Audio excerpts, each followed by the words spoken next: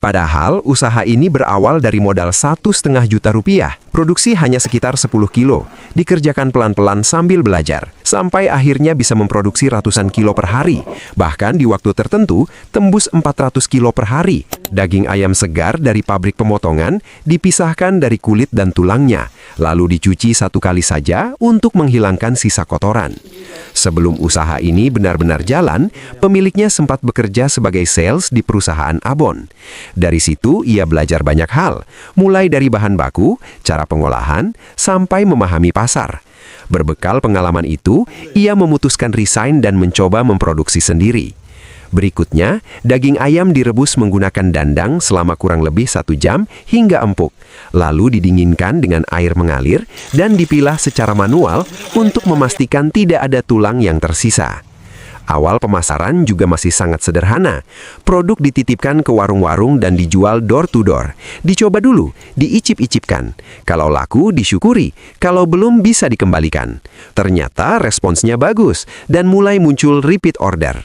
Selanjutnya, daging ayam yang sudah bersih ditumbuk menggunakan alu kayu sampai benar-benar hancur. Pesanan yang awalnya hanya beberapa kilo, perlahan naik menjadi puluhan, lalu ratusan kilo. Usaha ini pun mulai melibatkan banyak orang dan membuka lapangan pekerjaan bagi warga sekitar. Berikutnya, bumbu halus bawang merah, bawang putih, kemiri, dan ketumbar dimasak bersama gula merah, gula putih, garam, dan santan selama sekitar 5 menit sampai harum. Bagi pemilik usaha ini, hasil bukan hanya soal jumlah produksi, tapi juga soal manfaat.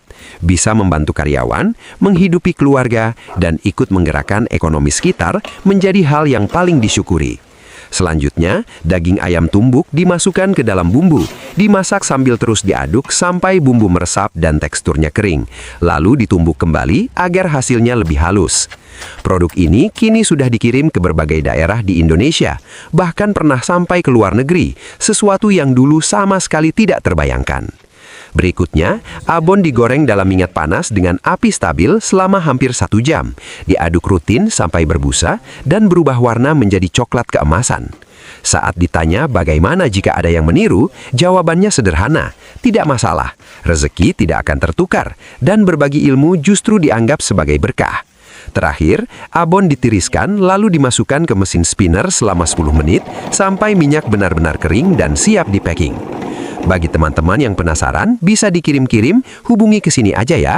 Dan bagi sahabat yang ingin belajar bareng jadi konten kreator, bisa hubungi di sini ya.